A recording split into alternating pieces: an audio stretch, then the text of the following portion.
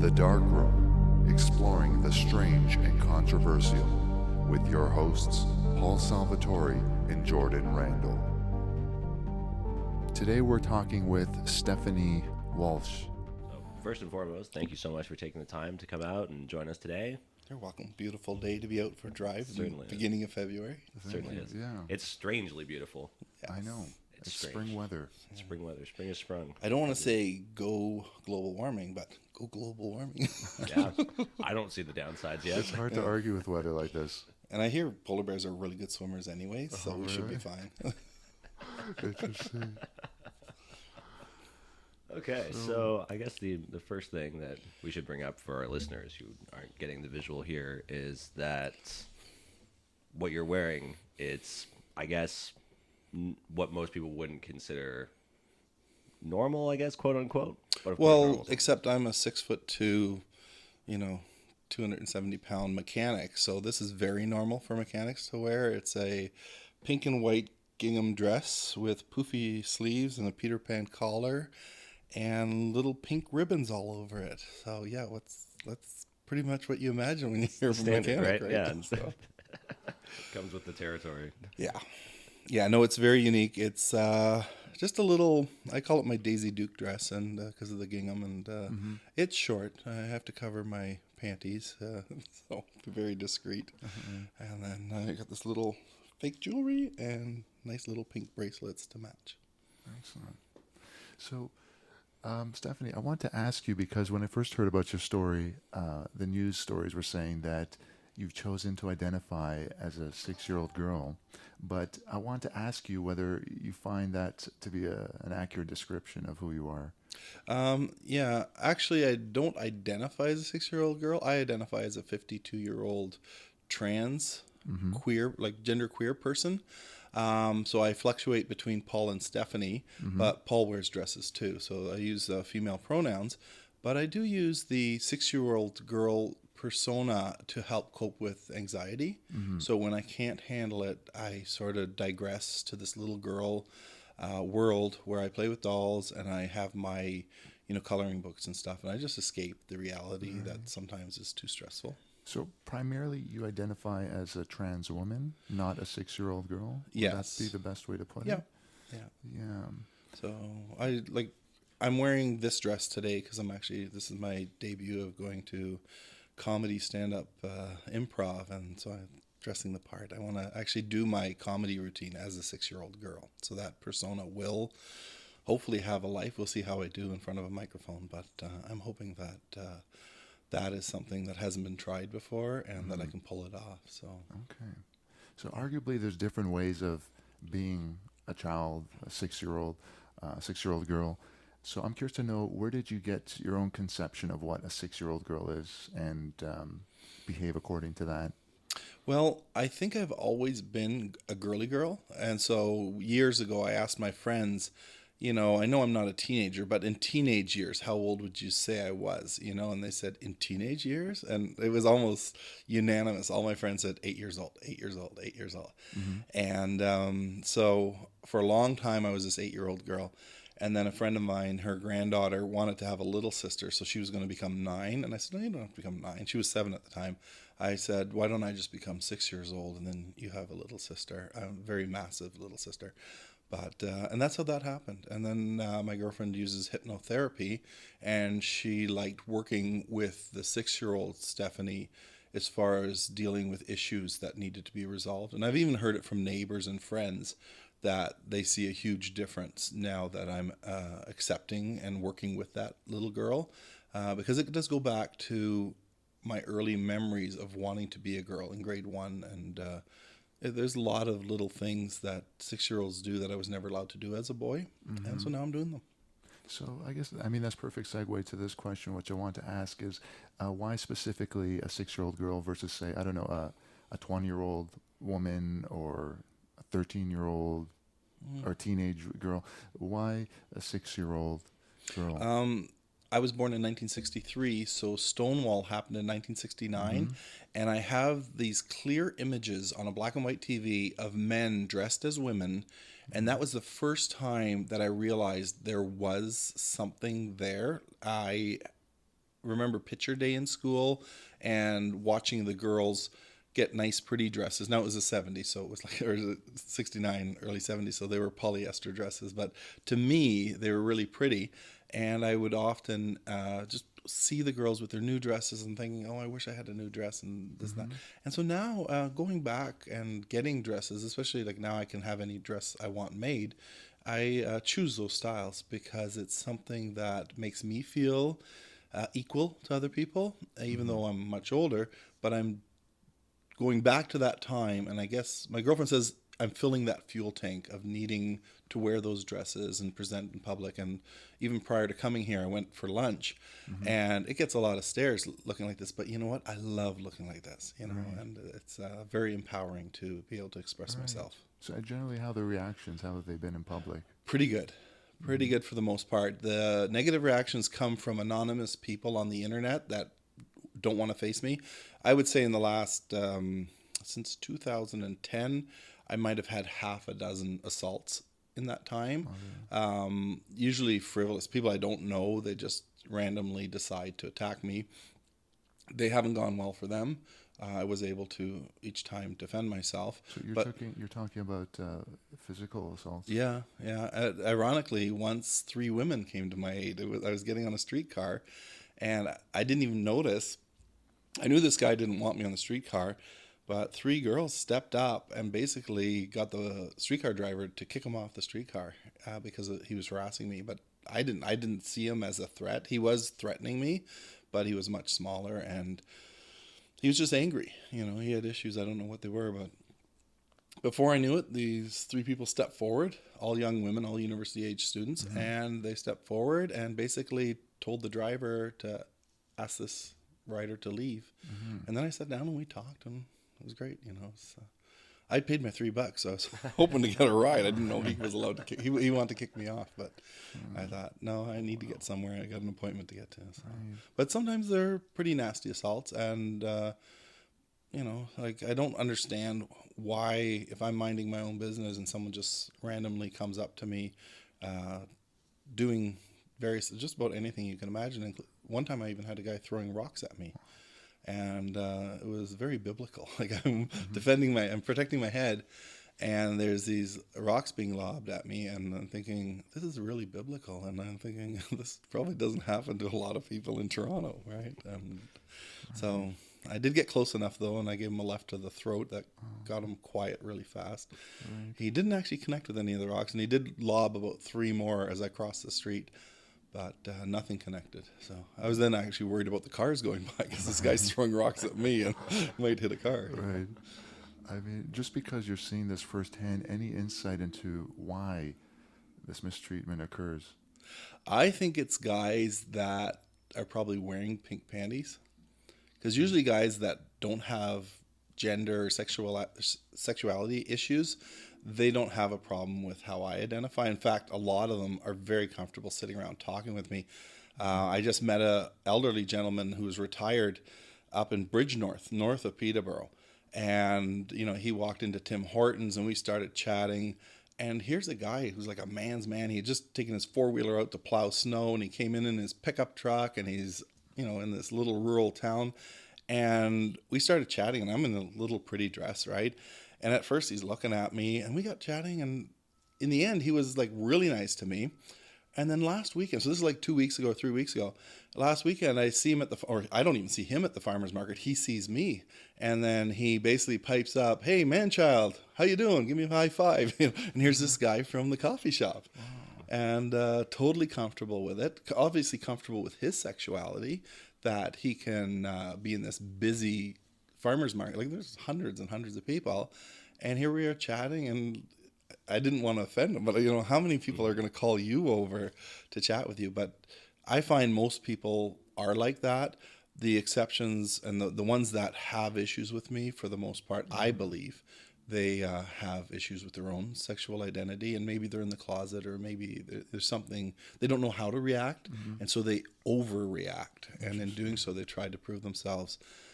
Unfortunately, you know, if you do decide to provoke violence and they come at me, it's pretty embarrassing when a guy in a dress takes you down, right? Like they got a lot more to lose. Like, so you beat up this sissy in a dress, right? Who do you tell? So you beat up a guy in a dress. Meanwhile, if you get your clock cleaned by a guy in a dress, that's pretty humiliating, right? So Suppose, yeah. I just one more question before I pass it away to Jordan.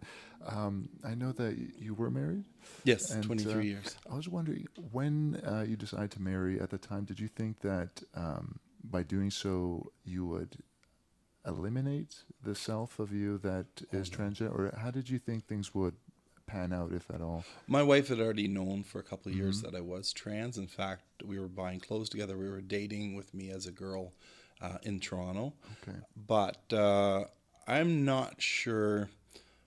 Maybe she was trying to change me or whatever, but after 23 years, she obviously didn't change me. And she just grew tired of it and basically asked me in 2009, stop being trans or leave. And I left. Unfortunately, I left thinking she needed a little bit of a break from it. I didn't know that our entire family would fall apart and everything would be lost because of it. She was very vindictive and very angry, still is to this day. And she won't give interviews to anybody. I hope one day my kids come around. I don't think she ever will because she's kind of in denial too. Before we married, she had a boyfriend and she had me. And she had chosen the boyfriend actually. And I went off and she was with John. And then a week later, she was in the hospital getting her stomach pumped, and I went and saw her, and she said, well, I wanted you to be jealous of me. And so then we ended up getting pregnant and then getting married in December. In June, my daughter was born. So I thought she was attracted to me as a more effeminate man. And I still don't know. I wish she would interview with somebody so I could find out what her side of the story is, because she hasn't told anybody the same story. I've heard little bits of story from people that I used to know, but for the most part, when people hear my story, they say, okay, now this makes sense, because what she's saying doesn't make sense. So well, she told some people I'm becoming a priest, and she told somebody else I left for another man, and then she told somebody else I left for another woman, which is close, except I was the other woman. And I just said to them, why don't you guys talk to each other, because you'll see nothing makes sense. Yet this is the reason she asked me to leave, was because of the dresses, and and she put that in the separation agreement as well. That's what led to my homelessness. She wasn't prepared to sign a separation agreement that didn't include my not wearing women's clothes or appearing in public as a woman. And when I refused to sign that, that's when things went south, and everybody came after me, including our local priest and the police up there in our community. They felt that this was too much of an embarrassment for her and the kids, and that I needed to, be kept under. And that's still happening. I'm actually on bail right now, and I have another trial scheduled for July 18th.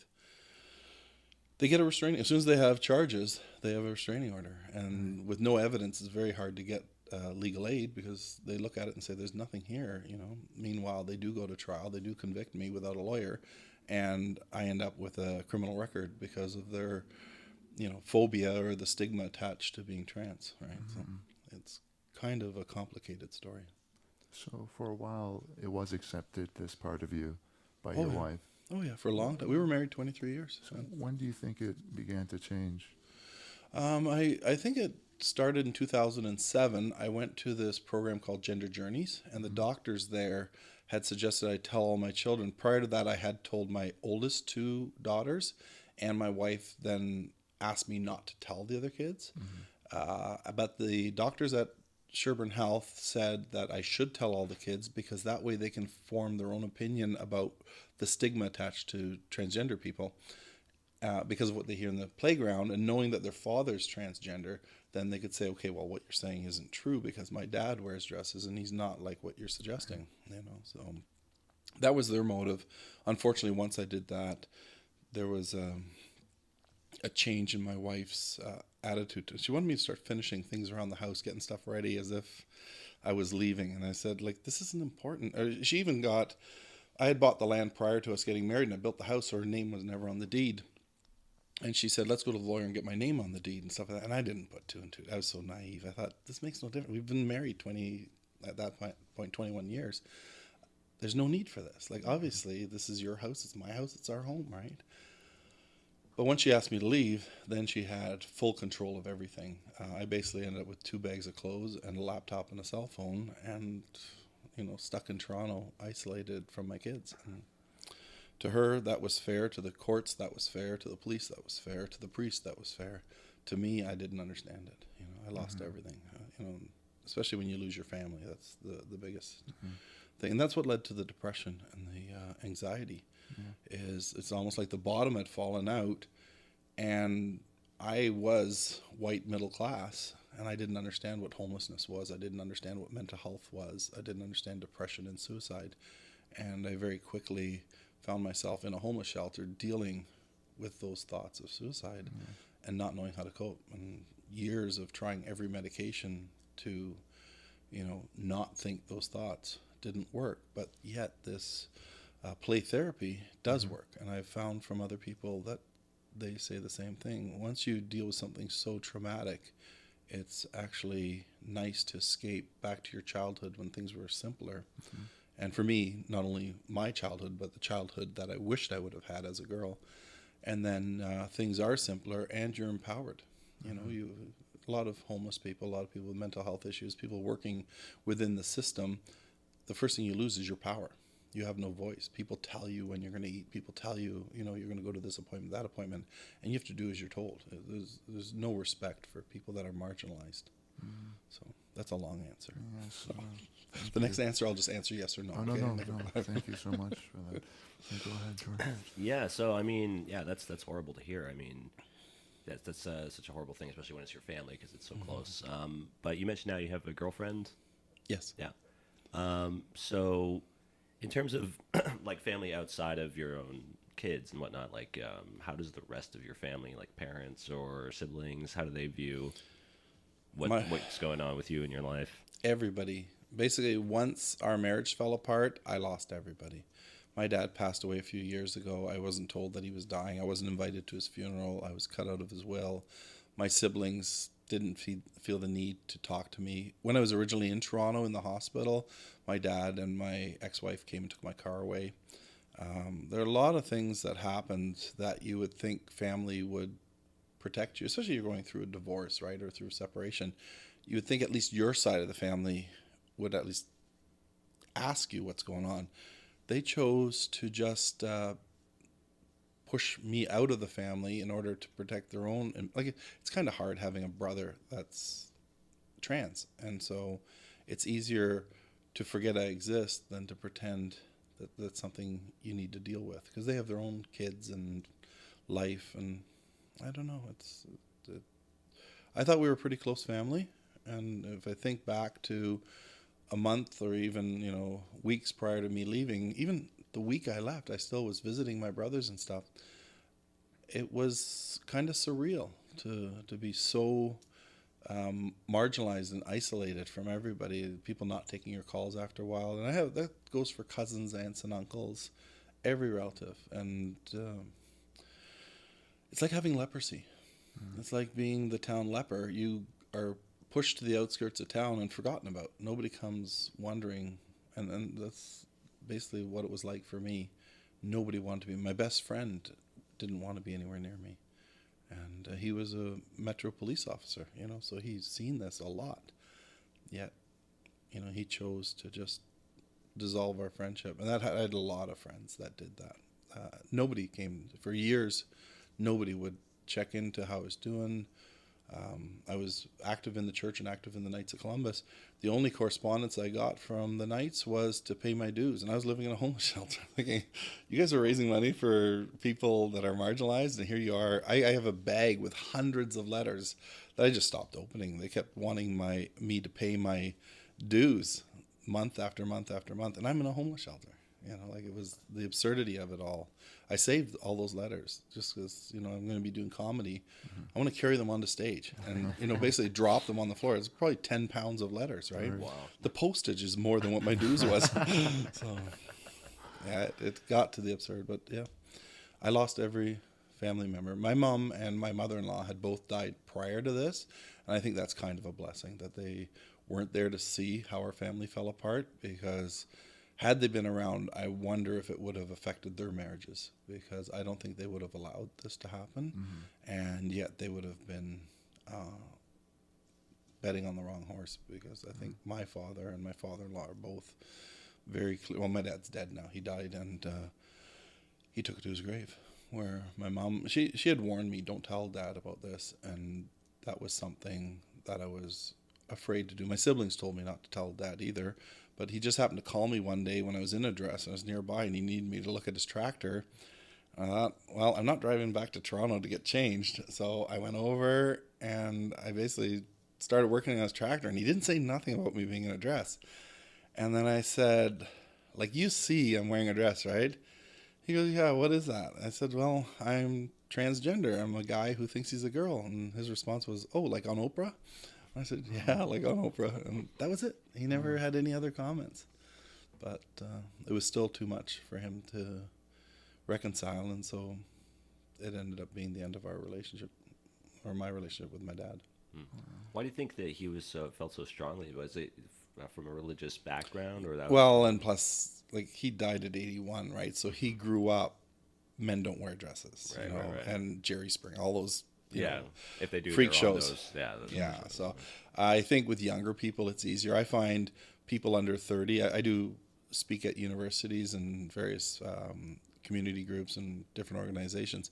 And if people are under 30, they're pretty accepting. Under 15, it's so easy. Like the young people today, they're almost genderless. They don't care. Boys can be girls and girls can be boys.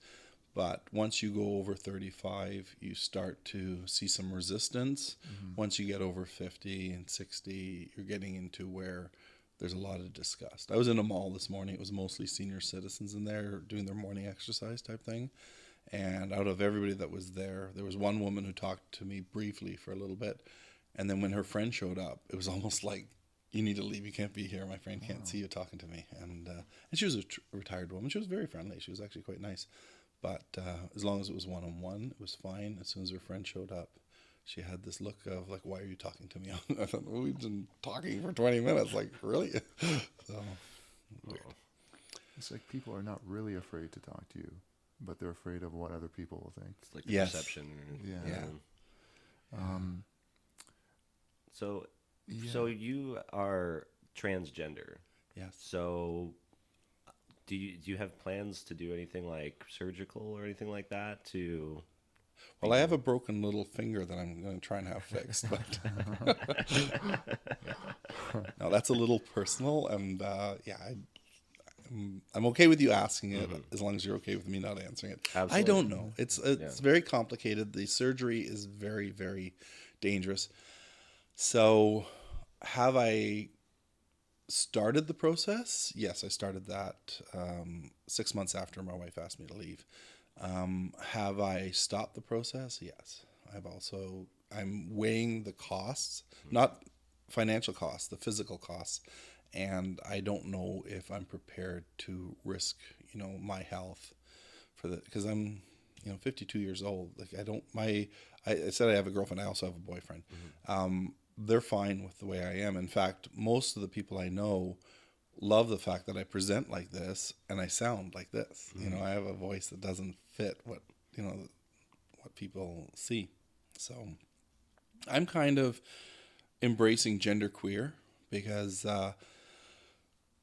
I think it's empowering to young people to see me present as Paul in my dresses and own it. And up in Peterborough, I do ask people, I introduce myself as Paul. And the neighbors up there and everything, they see me cutting the grass or raking leaves or taking the garbage out in dresses like this. And like even this morning, like it was icy and the school was canceled up there. And the neighbor was going to drive her granddaughter to school. And I'm walking out of the house like this. She goes, hey, Paul, have you been out on the roads yet? I said, no, just going now. She says, the buses are canceled. I said, but I saw the Salter go by. So here we're having this conversation.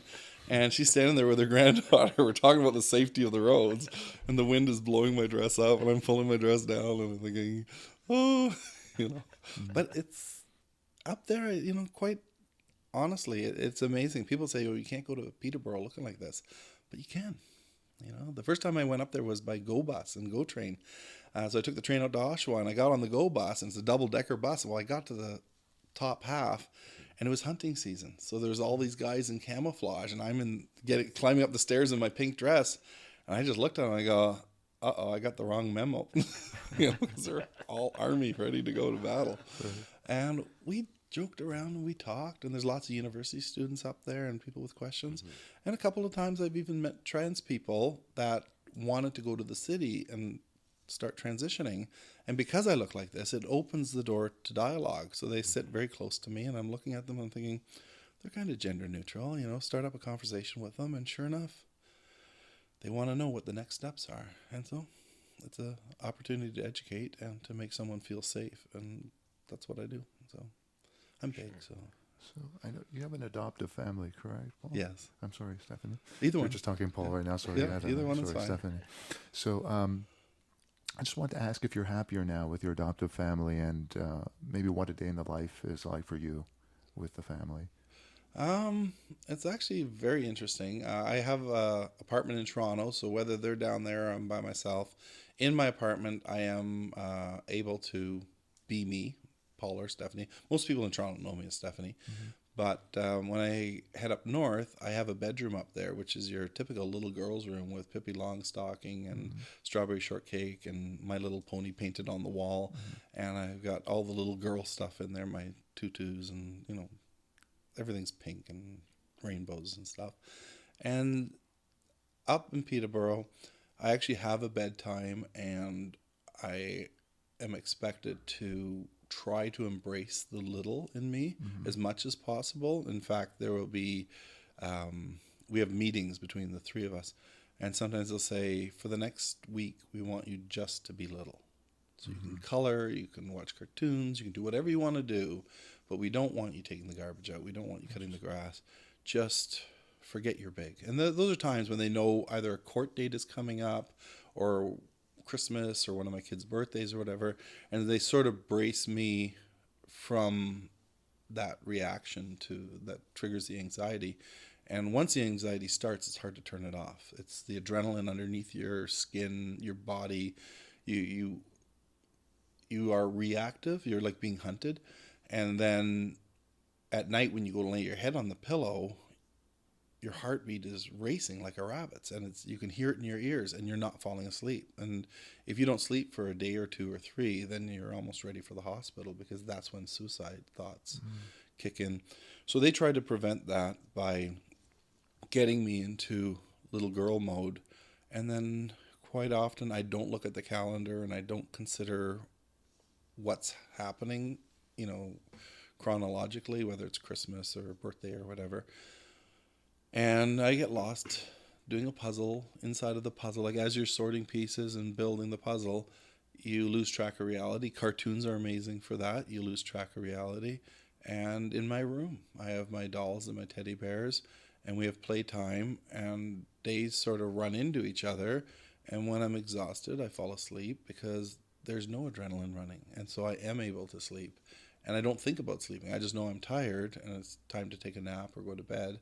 And it works. It's really, really a good solution. And I've used it with people over the internet. When somebody shares with me that they can't handle it anymore and they're suicidal, I quite often will ask them, do you have a teddy bear or doll you can get, and can you make a fort out of a blanket and use the fort to protect you, use that blanket as a shield from the world?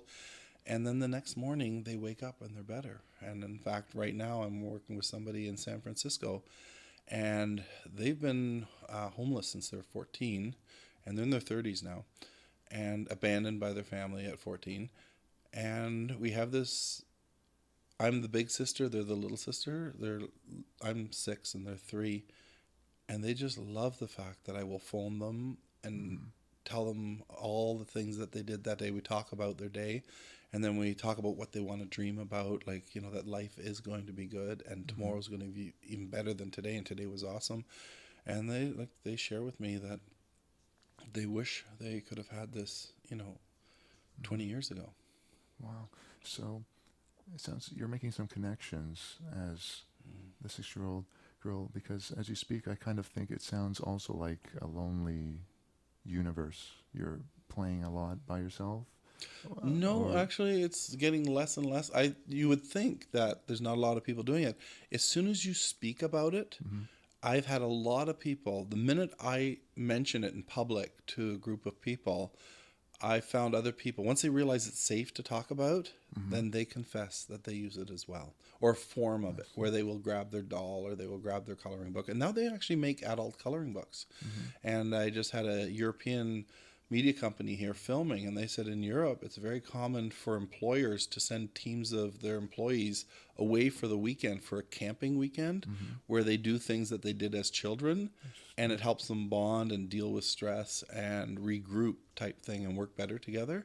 And apparently this is very common in Europe. So I think there's more of it. The fact that I talk about it, and I've had such a negative reaction on the internet since the beginning of December, I think that's opened the door to a lot of people confiding in me and allowing me to sort of take a census. And there's a lot of it going on. And I think if you listen to some of the interviews, even I had done an interview a year before in January, like over a year, 2 years now? Yeah, I don't know, a year ago or 2 years ago. And the two girls that came up, they were in their 20s, in their late 20s. And as we were interviewing, they didn't understand this play therapy and age play. But by the second day, they asked if they could have one of my teddy bears to hold and one of my dolls to hold. And it turned into this play therapy in the middle of the interview. They embraced their child inside. And the whole dynamic of the interview changed. We became more playful, and then you listen to the interview and you realize there was nothing that we couldn't talk about or any subject that we couldn't address. And we had snowball fights and we did all these little kid things, but we're still adults, but we're doing it from a kid's point of view, which means, putting a tutu on and continuing the interview with all three of us wearing tutus, and or playing with dolls. And yet we can still, I drive my snowplow, not dressed in this dress, but very similar dresses. And people say, well, how can you be 6 years old and driving a big tractor? It's more fun for a 6-year-old to drive a big tractor, believe it or not. You don't have to make the motor sounds. It does it on its own, right? So. like, ideally, how would you like people to respond to you who've never met you and they're seeing you for the first time? Ask me questions. Talk to me. If you have an idea of who I am or what I'm about, verbalize it and then let me explain. Maybe you're right, maybe you're wrong. But I think as we talk, everyone who talks to me, everyone who gets to know me is fine with it. It's the people who don't take the time to understand. They're the ones who become defensive for whatever reason. And I'm not going to judge. I just think the overreaction sometimes is a response to not knowing how to react. And they're trying to hide something. So for all you people out there that want to send me more hate mail, be warned, you're outing yourself. For a lesson, an educationalist. So, I know that I learned only yesterday, actually, Stephanie, that you went missing in December for 4 days, was it? Yes. What was the news like when it first hit you? Did you not know you were announced as missing by the police? Right. What had happened was it had already gone viral on YouTube, the interview, that 4-minute interview with Extra. And I was getting a lot of death threats. And because I didn't know where these people were from, I didn't know if I could go out my front door. I didn't know if I could go to the grocery store. And they were so random, like all the different reasons they had for killing me, that at a certain point I called Extra and said, you guys need to do something. And I called the police and I said, I need help here. And I called the hospital and the police wouldn't do anything. Extra ended up closing off the comment section, but I think it was already over 900 negative, like really bad comments. And I couldn't get into the hospital. So what I did was I took off out of Toronto. I got in my car. I went up to Peterborough, put the car in the garage. My girlfriend and boyfriend were in Florida, so the house was empty. I went into the house, went to the basement, and fell asleep. And my phone, the house phone, rang at 1 a.m, and it was a friend of mine from Toronto saying, you're all over the news, you're missing. And I said, no. I went to the police and said, I'm getting death threats. I don't feel safe being at my apartment. So at 1 a.m, I went to Peterborough Police Station and I got them to turn on the TV and I showed them the death threats on YouTube. And at which point they started then they called Toronto and said, don't worry, she's up here. And they had a crisis worker they were going to send to my house, so I gave them my address. And the next morning, the crisis worker didn't come, and it took till, so this is 1 a.m. It took till I think 11 a.m. the next day for them to take down the missing person thing, even though they knew at 1 a.m. that I was in Peterborough, and they knew the reason why I'd gone into hiding. But I wasn't watching TV, so I didn't realize that I was still a missing person. So things kept escalating and escalating, and then at a certain point, I went back to Peterborough Police because I had heard that they'd given my address out on the news. So my image was there, my name was there on TV, and now my address was on TV. And so I didn't feel safe in Peterborough anymore. So I went back to the police and I said, you guys are the only ones I told this to, and I was expecting a crisis worker to come who never came. So what do I do now? And they said, well, go to the crisis unit at Peterborough Hospital. I went there and I wasn't admitted. So now I'm middle of the night. I'm out on the street thinking, just pull your battery out of your phone and go sleep somewhere in your car. So I drove off north of Lindsay and just went to sleep. And then at a certain point I thought, nobody knows where I am now. Like, if they're looking for me, they've given up looking for me. I took off to Toronto. I did call a friend, and I said, listen, I'm going to put my car in front of my apartment. I want you to pick me up and take me to another friend's house so nobody knows where I am. And when I got to my apartment, it had already been ransacked by the police had gone through the whole apartment looking for some kind of idea where I was. And so I basically, turned off the lights and locked up the apartment and left. And then the friend I went to is really computer savvy, and they got onto the dark web, and somebody in Arizona said, like, it's going global now. It's gone really ballistic. You need to get to the police or to a hospital. And again, the police wouldn't do anything. And I called the media. I called 2 television stations to see if they would at least come pick me up, and you can interview me, whatever, just get me somewhere safe where I can hide. And they wouldn't do that. So I called a friend who worked at St. Mike's Hospital. And she said, get to Emerge. If you can get to Emerge, I'll meet you in Emerge and we'll get you in. And so now I hadn't slept very much for 3 or 4 days. And so I was wired really badly. And I got to the hospital. She got me admitted. They sedated me. So this is now like 11 o'clock at night. And I fell asleep till about noon. And then they discharged me at noon. And I thought, I'm right back to being hunted again. So at that point, I sent a message out. If you're going to kill me, meet me in Allen Gardens at 1 o'clock. I'll be by the statue. I'm not running anymore. I don't care. If this is serious, then just do it, whatever you want. So I ended up in Allen Gardens at 1 o'clock. And then some people from my church were there, from my church down Toronto. And they said, Steph, you can't stay here. I said, you know what? I'm not fighting this anymore. If they want to come by and, take a shot at me or whatever, it's got to stop. I can't live like this. At that point, I had lost 15 pounds from the adrenaline was just running 24/7, and nobody showed up. And then I realized these are all cowards. They just talk, right? And so then I was mad, and I went on the internet, and I literally started addressing them one at a time. Like, you're so tough because you don't have a face on here and you don't have a name on here, and you know who I am. I said, you know what? I don't care. And the people said, well, when I see you on the street, you can try and run, but I'll catch you. So I am not running. I said, I see you on the street. You got 2 free shots. You take a couple shots at me, and after that, I'm going to have and I pity the person that's that first person, because I was mad. I was like tired of being hunted. I'd gone to the police. I'd done everything they've asked me to do, and it didn't work. And so at that point, I thought, I'm going to take charge of my life again. And and you feel like you're a rabbit, like there's all these dogs hunting you, and you don't know, you're afraid to pop your head out of a hole because they're going to come at you.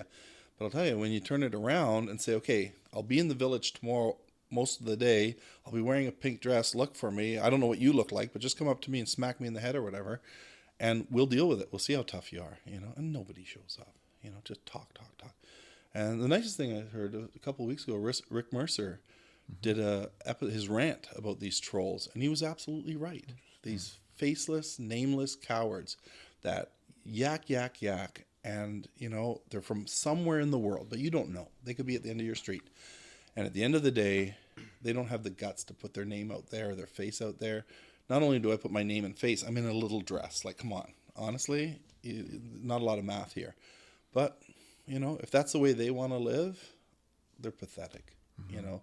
And then what I do is I take their picture, like if I find a picture of them, I take it and I make some homophobic comments on their picture, and we'll see, I'll label them as a faggot or a sissy or a girly girl or girly boy, and put it out there on the internet. There, that's your face now with what I'm living with. Let's see how tough. And you know how fast they back off?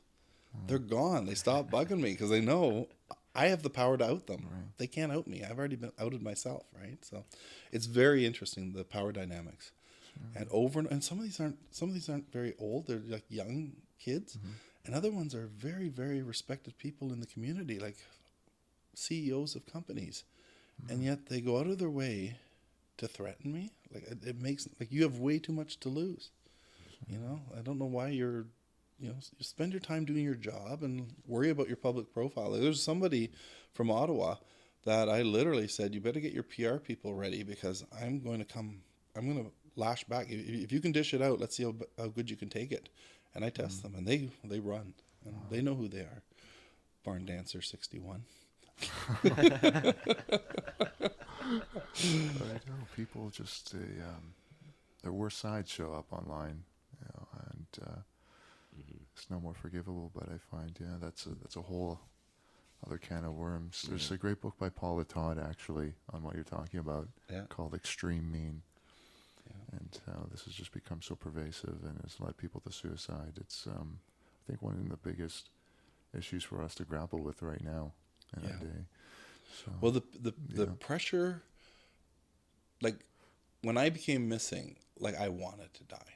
Like not only had I been ridiculed and threatened and everything like that, but because of Gender Trender and Gallus Mag, I was now labeled a pedophile. And I thought, really? Like, I've never hurt a child in my life. And it got so bad that even Children's Aid in Toronto was contacted.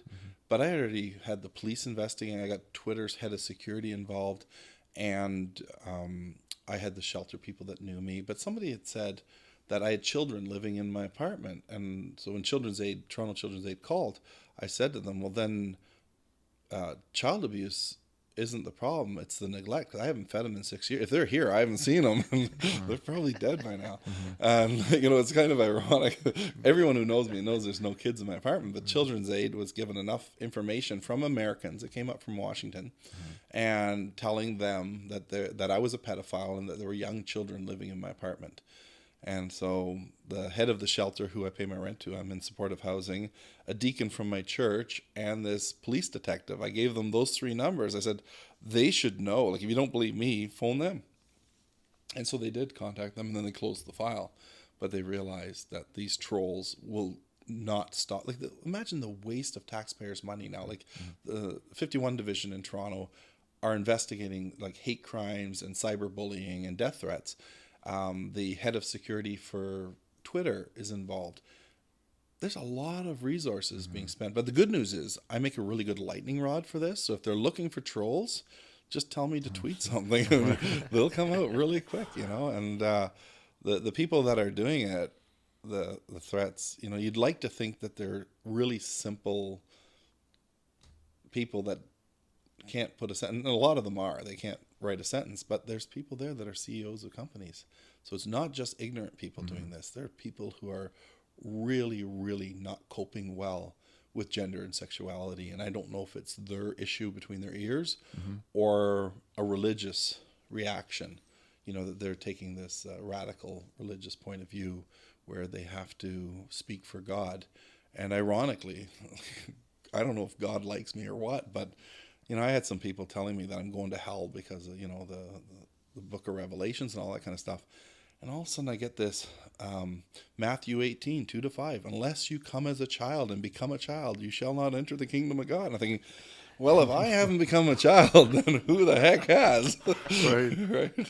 That's so interesting. So, and I don't know where that came from. I don't read enough of the Bible to know that, but I looked up Matthew 18 and I thought, wow, that's a perfect response.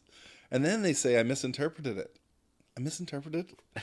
Unless you come as a child and become a child. Like, and I looked at so many different versions of the Bible. I'm thinking, no, I think you could actually put this on a T-shirt and it's self-explanatory, Right.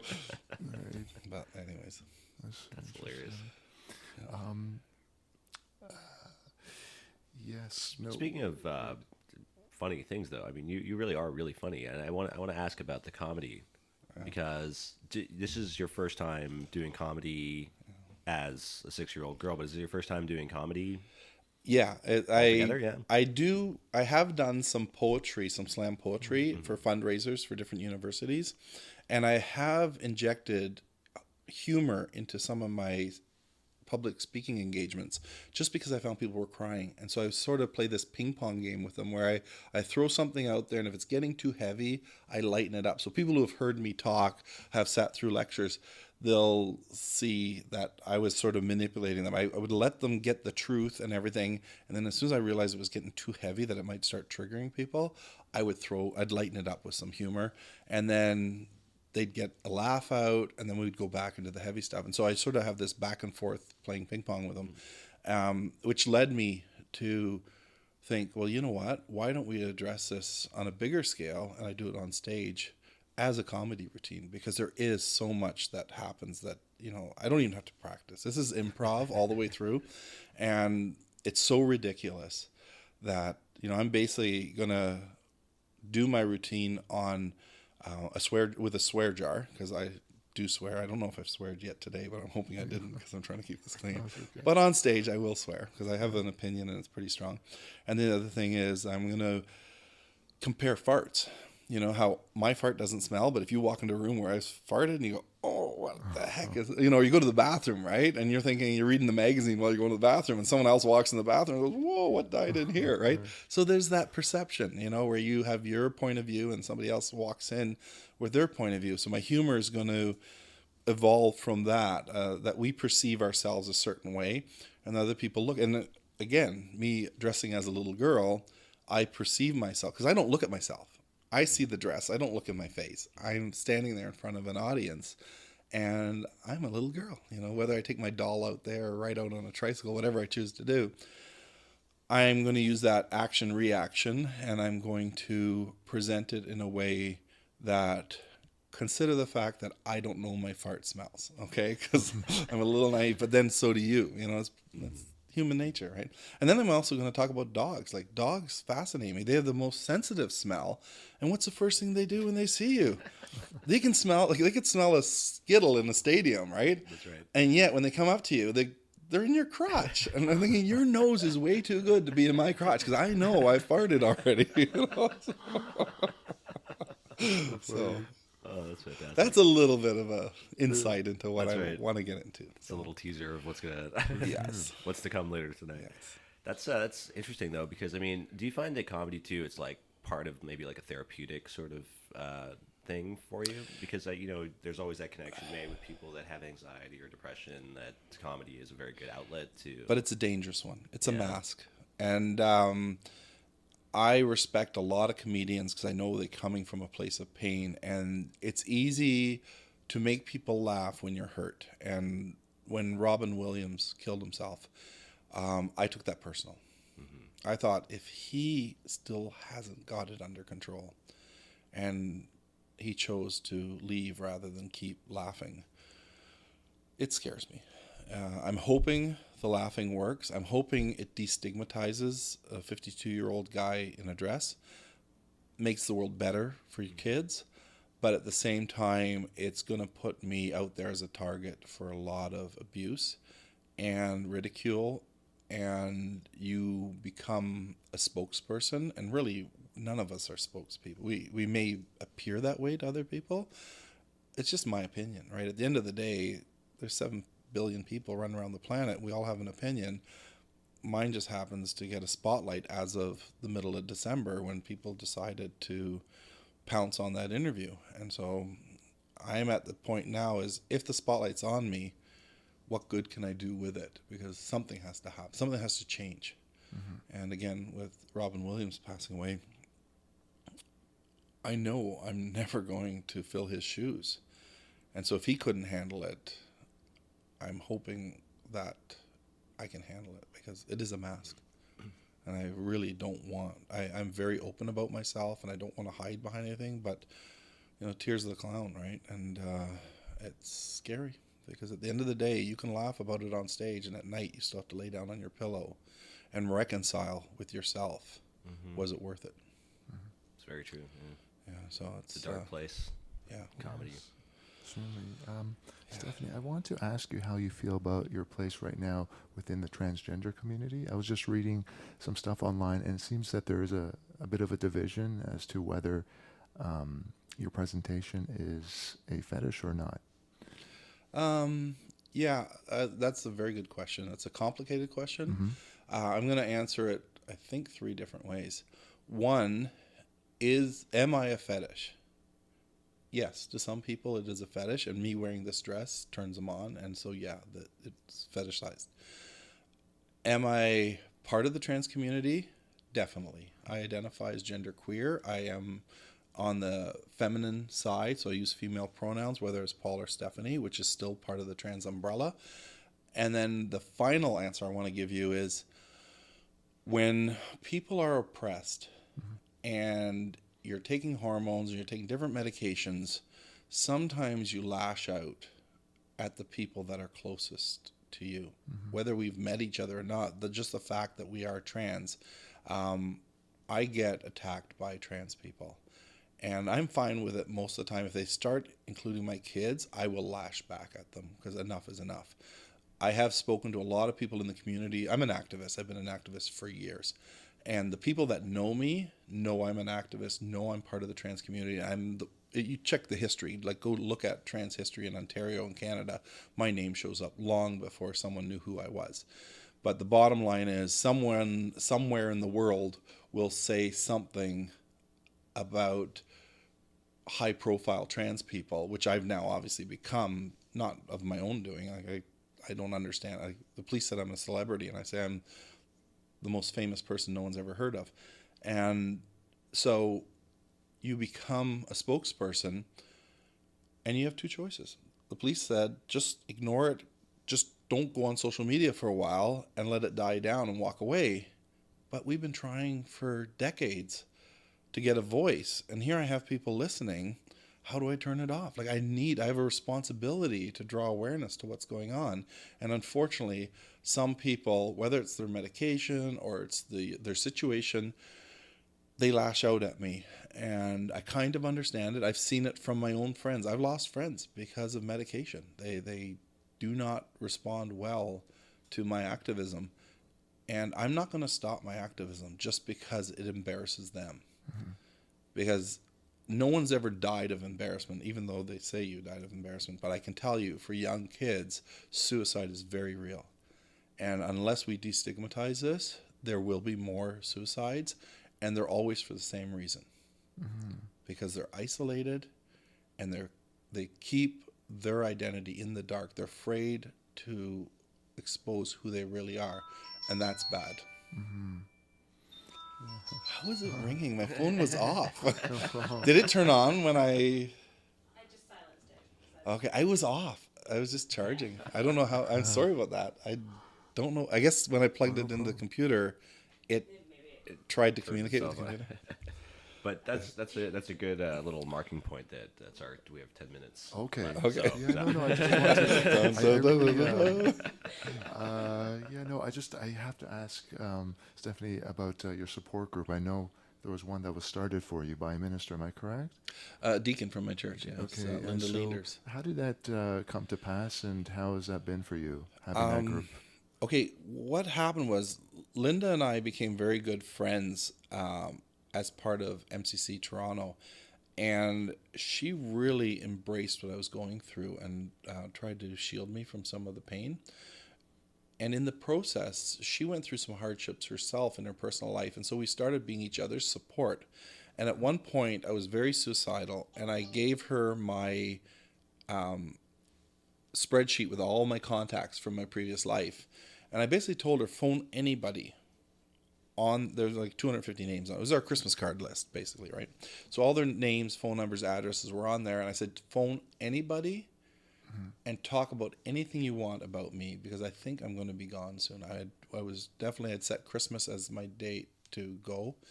And so she started phoning people, and she started talking to them as a friend that knew Stephanie, and she was phoning people that were friends with Paul.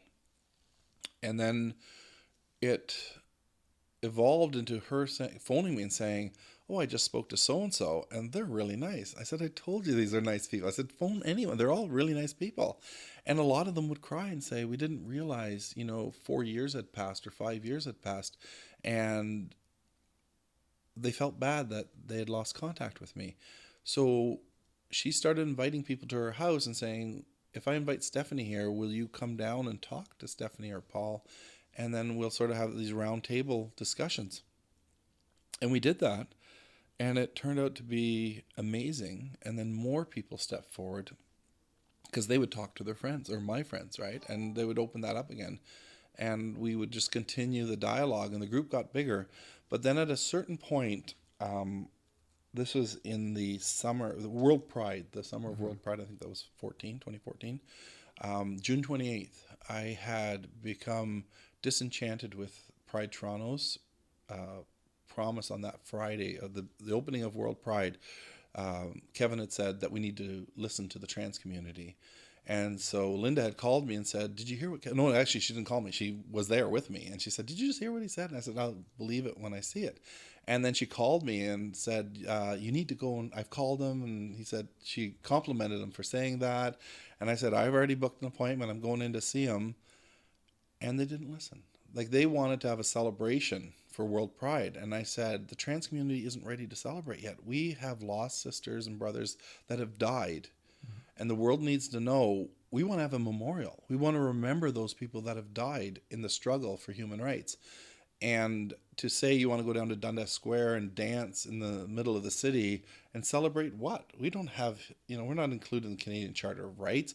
Toby's Law hasn't been tested yet. And in fact, that's what I'm testing now with Newmarket, is to see if I even have human rights within Ontario. And I don't believe I do.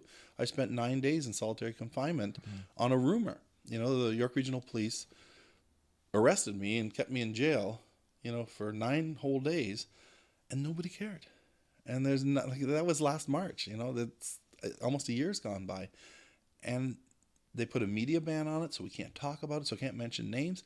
But, at the end of the day, I don't care about a media ban. What's the worst thing you can do, is arrest me again and throw me? You've already done that so many times. It doesn't scare me anymore. I know when I'm in there, I'm in good company. When I'm locked up, I think of people like Nelson Mandela, who spent a lot longer in prison than I did. And there's a lot of people that have not only been arrested that were innocent, they've been put to death, in the name of justice or in the name of a legal system. And so I'm in good company. Actually, a student at U of T asked me if I would try to clear my name. And I said, no, I'm in really good company. I'm not ashamed of what I've been accused of. And if I felt like I'd done, and I've done things wrong, I'm not saying I haven't, but I don't think I've done anything that deserves putting me in jail for 1 hour, let alone for weeks.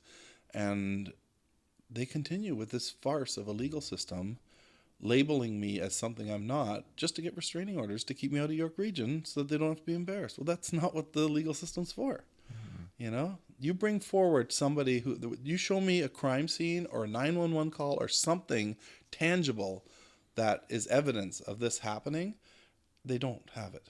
Legal aid has constantly said to me, there's no evidence here. There's nothing to go on. There won't be a trial. But there is a trial. And they do convict me because I don't have a lawyer, And so I'm baffled at how a country like Canada can do this. And yet I look around the world, at least my head's still on my shoulders. Like, they take people and they annihilate them.